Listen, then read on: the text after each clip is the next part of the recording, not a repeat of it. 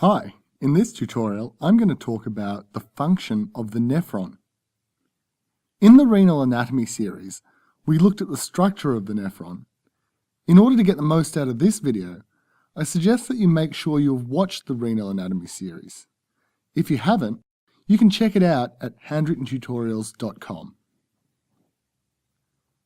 So I'll begin by drawing a nephron, and this nephron is a little less than anatomically correct. But when we talk about the physiology of the nephron, it's easiest to draw it out like this. So the blood enters the glomerulus through the afferent arteriole here and exits via the efferent arteriole here. As the blood flows through here and then onto the vasa recta and the peritubular capillaries, elements of the blood get pulled into and out of this system of tubes. Filtration is the major way in which stuff gets out of the blood and into the nephron.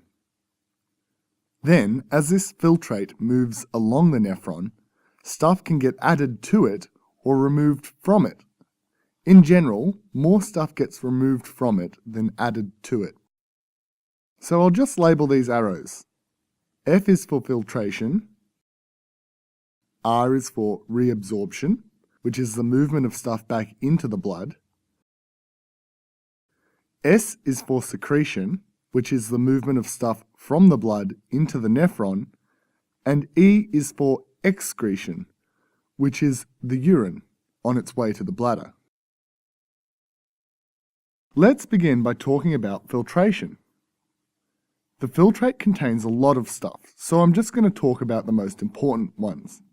In general, the filtrate should not contain any large proteins, like albumin, or any red blood cells. The presence of these suggests a disease process, often within the glomerulus.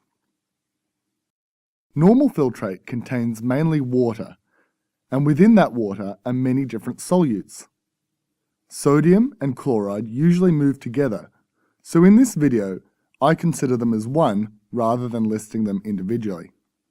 There is also potassium and bicarbonate, glucose, amino acids, creatinine, and urea. Creatinine and urea are waste products, and one of the main purposes of urine production is to remove products like these from the circulation before they build up and become toxic. If everything is working okay with your kidneys, then you produce filtrate at about 90 mL per minute per 1.73 meters squared of body surface area.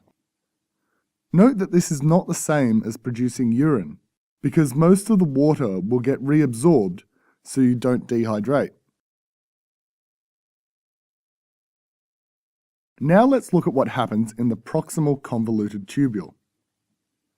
Here we get reabsorption of potassium, sodium chloride, water, amino acids, glucose, and bicarbonate. And it's important to note that here, 65% of the sodium chloride and 65% of the water that was filtered is reabsorbed. Furthermore, about 100% of the amino acids and glucose that were filtered are reabsorbed because these are important nutrients for the body, and it would be wasteful to excrete them. And also 90% of the bicarbonate gets reabsorbed. Excreting too much bicarbonate would cause you to become very acidotic and therefore very ill. Secreted in the proximal tubule are uric acid, which is another nitrogenous waste product, and also organic acids, which include many antibiotics. This is the way in which they are removed from the body. Now the loop of Henle is all about concentration of urine.